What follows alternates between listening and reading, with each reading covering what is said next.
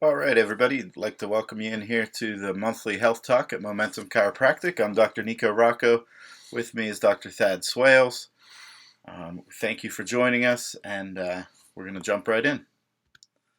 So this month's topic is getting the most out of your chiropractic adjustment. A lot of times we get asked these questions on, hey doc, how can I make this adjustment last longer? Or how can, we're going through this care, I'm getting adjusted. What are things that I can do to kind of help as we go through this chiropractic care? So we're going to get into some of that today.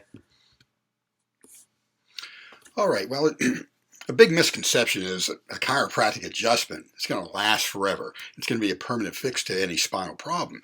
This just isn't the case. It's not as simple as like tightening a bolt up on a car. Once you make that adjustment, you put it in position, but you have three types of stress that are going to work on affecting how well that adjustment will hold. And that's what we're going to discuss tonight. And we're exposed to these stresses every day. So the key is recognizing them and try to eliminate the stress as much as you can, if possible, or greatly reduce it. And adjustments are a thing. Like I said, it's not going to something that's going to last forever. It's kind of like getting a haircut. When you get your haircut, as soon as you leave the chair, you're on your way to your next haircut. And when you get adjusted, as soon as you get adjusted, and technically you're on your way to your next adjustment as well. But we're going to emphasize some different things that you can do tonight to help that adjustment hold longer. There might be a lot of things you're doing through your daily life that could be changed that will definitely help in that process. So that's what we're going to talk about tonight. So the three stresses that Dr. Thad was referencing, stress is a very, very generic term. So we're breaking that generic term and down into three little bit more specific terms. We're going to group them into physical stress, emotional stress, and chemical stress. And understand these three terms, even a little more specific, are still very, very general terms. So as we go along, we're going to break these down even more and teach you about each one of them individually. So the first one we'll get into is the physical stress.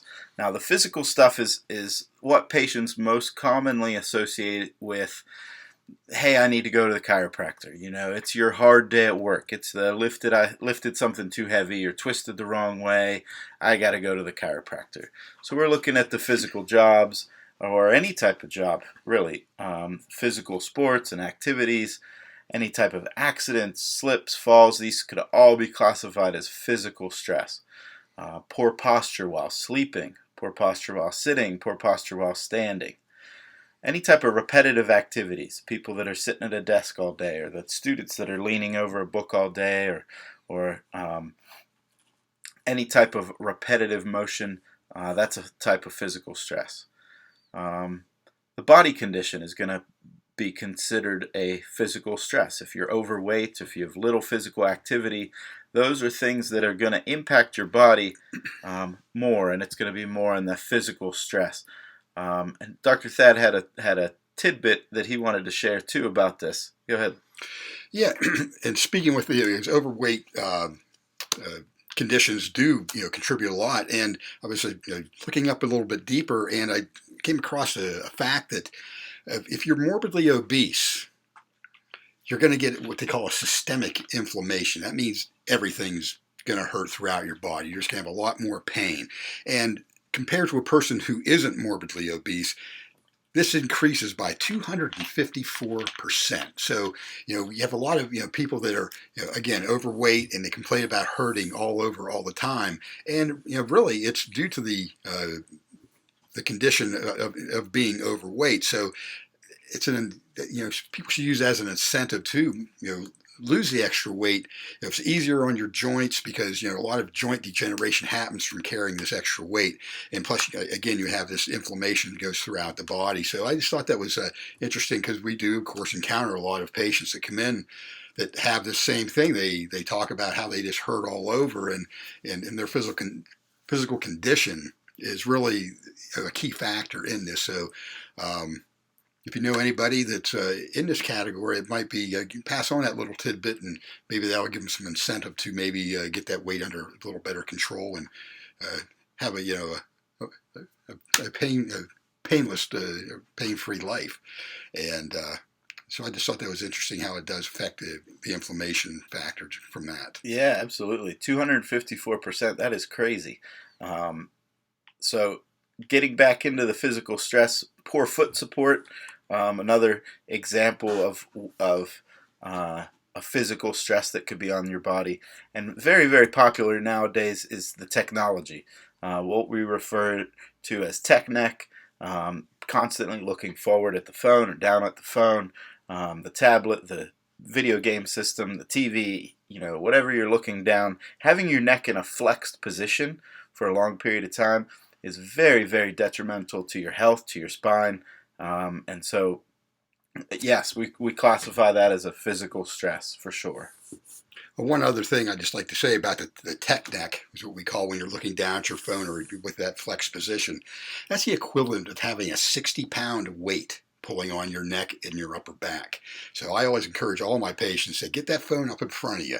It alleviates a lot of that stress. But just think about having a 60-pound dumbbell hanging off your neck after looking at your phone like that all the time. You look out and you can see, you see it everywhere. And, people are, really coming in with a lot of neck problems, but they aren't doing anything to rectify this. So it's a matter of just making those changes, and we're going to go over a lot of those changes throughout this talk. But that's a big one with everybody. I think it's just technology it's a double-edged sword. It's created a lot of convenience, but it's also created problems that we never really had to deal with to this degree. Okay, now we're going to talk about emotional stress. We live in a stressful society. You think about it's just a fast-paced world. Everything is, I want it done yesterday.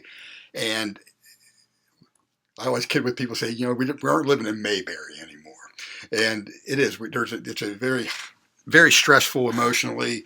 It can be anything, from our jobs. A lot of times, financial situations create a lot of stress in this day and age. You may have a family that maybe not everybody gets along so well, and that creates a lot of stresses in the relationships you have. Just your general attitude towards life in general. If you're always looking at the negative side of things, that creates a lot of stress as well. What type of environment you're in. And again, if you work at work or you have a home environment that's very stressful, very unsettled, that's going to play a role on how well your adjustments hold. The technology overload. We're online. We've got 24-hour news. We've got, just everything. It's just always so much on the negative side, unfortunately. And what happens through all this emotional stress is it makes those muscles tighten up, especially the muscles of the neck and upper back. And they'll pull the segments of the spine out of alignment just as much as you lifting something will. And it's a long sustained stress. It's not like when you lift it, it's done. But, you think about how emotional stress affects you. I mean, you think about, you're thinking about it through the course of the day, or you're doing something and always something will trigger that, and it kind of stresses you. Heck, you even dream about it at night, if it lays on your mind long enough. So it's just there all the time. And again, those muscles tighten up, get people that are grinding their teeth, and that creates a lot of stress up in the neck. And again, pull the areas right out of alignment. So it's something you try to get a better handle on. Sometimes you can't eliminate all the stresses, but if you can greatly reduce them, in manners that are going to be beneficial to you, you're going to benefit a whole lot more from your chiropractic care. And the last type of stress is chemical stress, and this is stuff you either choose to be involved with or choose to put into your body, or you don't choose. A lot of the stuff that you choose or that you're able to avoid, you find chemicals in processed foods. So eating foods that come from a little healthier source might limit some of those chemicals, but still, some of those chemicals you're not going to be able to eliminate at all. And so those are the things that you can't choose or can't limit getting into your body. Chemicals in the water, drinking water, chemicals in the air we breathe. Those are things we can't avoid. Different people's habits, which are alcohol or drugs or smoking, things like that. Those are things that you choose to put into your body and can avoid if possible. Medications, which are also known as drugs, those are chemical stress on your body. These are things that are changing the chemical compound or chemical makeup inside your body and causing your body to have to adapt to them, which can amount to changes in the spine, up and down the spine. And also the environment. Again, going back, the air pollution. If you are in a workplace where there's smoking or smokers, you're going to get some secondhand smoke, things like that. You're in a high traffic, high volume of cars area, you're going to have a lot more car exhaust and air pollution, things like that. So those are all examples of chemical stresses. So now let's go to the strategies of what can we do. We went through and took this generic term and made it a little bit more specific, and then took those three a little bit more specific terms and defined them, kind of looked for examples in your life and people's lives of where you would see those stresses. Now, what can we do to get the most out of the adjustment? How is learning about these stresses going to get us to get more out of an adjustment? Well, first of all, we have to sit back and really take inventory of our life and our day-to-day living, and just assess each part of the day and say, if you're at your workplace, say, how can I make my workstation, or how can I do my work a little more efficient? Just not putting that stress on me, and even so much as if with your sleeping habits too. Many times people they'll sleep in a poor posture position. The worst, I always talk to the patients, I always want to find out if they're sleeping on their stomach, because that is the worst possible sleep position you can have, because it involves the neck and the lower back. And that's really causing a lot of their problems. So I say, you need to change that. And once they change it, they see a big change in how their adjustments hold. So maybe you're working out now, and make sure when you're doing activities, you're doing them properly. Say you're lifting weights and you aren't using good form, because if you just help that thing a little bit more there, you're going to get that extra rep, and chances are you're going to hurt yourself more than help yourself. So make sure you're doing the activities properly and wearing if you're a runner, wearing the proper shoes with the proper foot support, and just look at break it down into various aspects of that and say, okay, how can I do this? And basically, and it applies to all. When you have the chemical stresses, of course, there's a lot of things you can eliminate that are toxic to you. You just have to be mindful of what you're consuming, or what habits you have that maybe you want to change, or reduce, or what have you. And again, with emotional stresses, try to eliminate that as much as possible. If you're in a family situation where there's a lot of tension, try to remove yourself from that if it doesn't involve you directly. Learn how to deal with it in a healthier manner, maybe. There's all kinds of things you can look at and say, hey, I can do this a little bit better. Like I always tell people, I say, the biggest room in the world is room for improvement. And we all can do it. There's nobody that's outside that it doesn't affect.